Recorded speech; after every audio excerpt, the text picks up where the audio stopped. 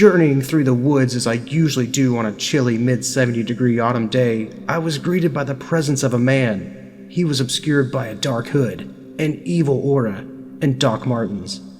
He approached me and slipped something into my muggy palm. I felt the familiar smooth plastic of a cartridge that could only belong to a Sega Genesis game. The man exclaimed, "It's Sonic 2! But upon looking down, I could see that this was in fact not Sonic 2, but a hastily scribbled Bubonic 2 on a piece of paper with questionable grime on it. I was going to question the man, but by the time I looked up, he had already walked far away enough that I didn't really care anymore.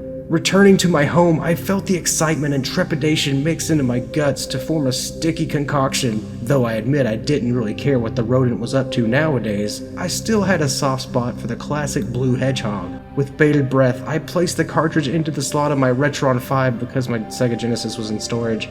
But what awaited me on the screen was something I couldn't have prepared myself for. It was NFL 94 for Sega Genesis. NFL Football 94. Man, what a jip.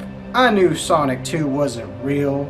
Just then, the screen flashed Bubonic 2 and the blue bomber, fuck, that's Mega Man, the blue blur flashed on the screen and said, "I am God." And honestly, I thought that was pretty scary, so I turned it off and just played Snowboard Kids 2 instead. But then the cartridge scarily put itself back into the slot. Sonic reappeared on screen and said, "Pay your taxes."